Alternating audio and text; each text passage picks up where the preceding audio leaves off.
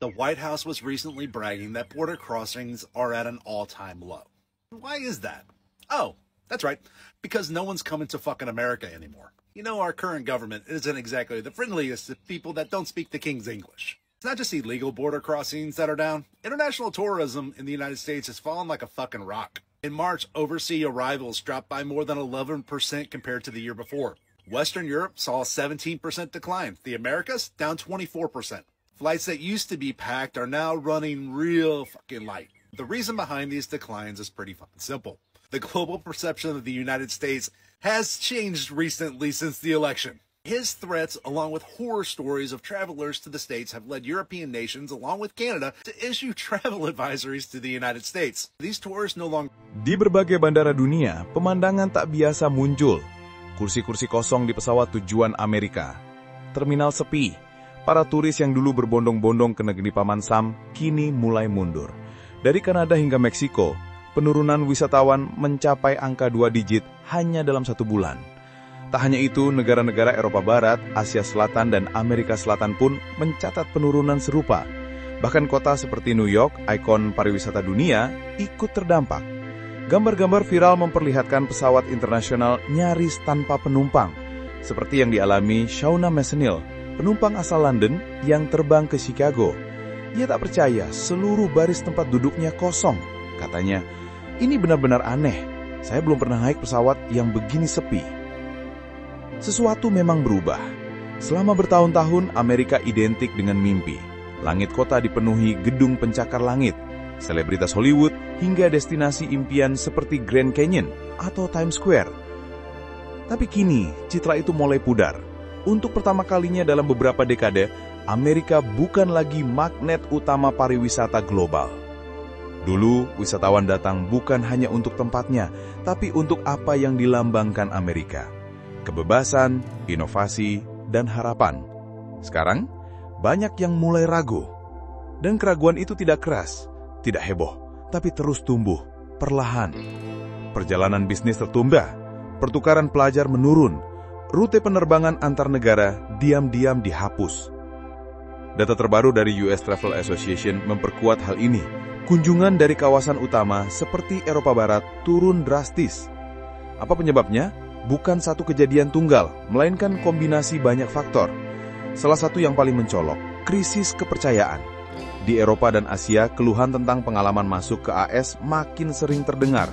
Antrian imigrasi yang panjang, petugas yang bersikap kasar, hingga tindakan diskriminatif.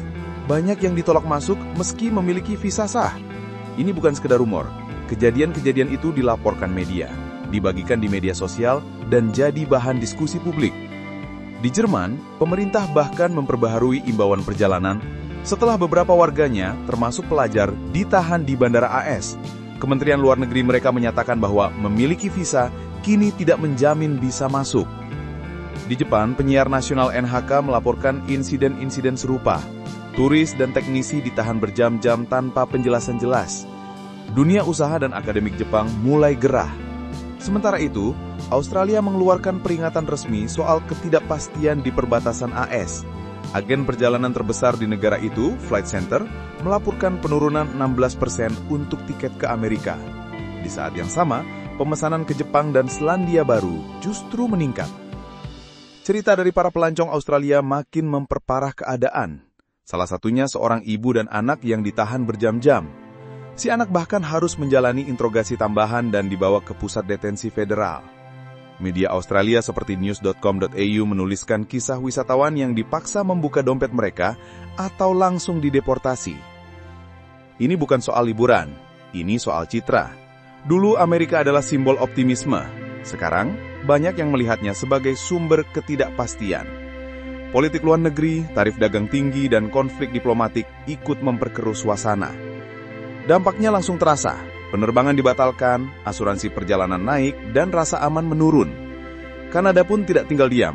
Hanya dalam sebulan, penerbangan dari Kanada ke AS turun 20%. Lalu lintas darat menurun lebih dari 35%. Media dan forum online ramai dengan seruan untuk lewati saja Amerika. Banyak yang kini memilih berlibur ke Eropa Selatan, bahkan membeli rumah di Portugal atau Meksiko. Maskapai pun menyesuaikan. Air Canada mengurangi penerbangan ke AS, lalu menambah rute ke Amerika Latin dan Eropa. Tapi meski begitu, Amerika masih punya pesona. Budaya pop, musik, teknologi masih dikagumi. Tapi di tahun 2025, kekaguman saja tidak cukup. Wisatawan ingin dihormati, mereka ingin merasa aman dan disambut. Di Prancis, koran Le Monde menurunkan laporan utama Amerika telah kehilangan citra romantisnya. Banyak agen perjalanan mencatat penurunan pemesanan ke AS. Wisatawan Prancis kini lebih tertarik ke Spanyol, Yunani, bahkan Quebec.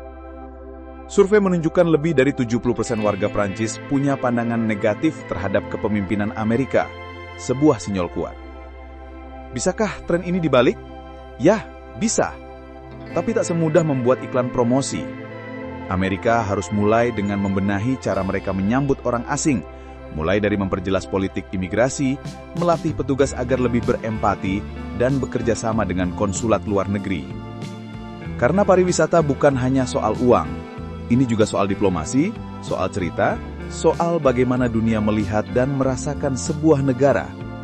Saat turis berhenti datang, yang hilang bukan cuma pemasukan, tapi juga hubungan, kepercayaan, citra diri. Jika Amerika ingin tetap jadi cahaya dunia, ia harus memperbaiki bukan hanya bandara dan infrastruktur, tapi juga memperbaiki caranya memperlakukan tamu dari luar.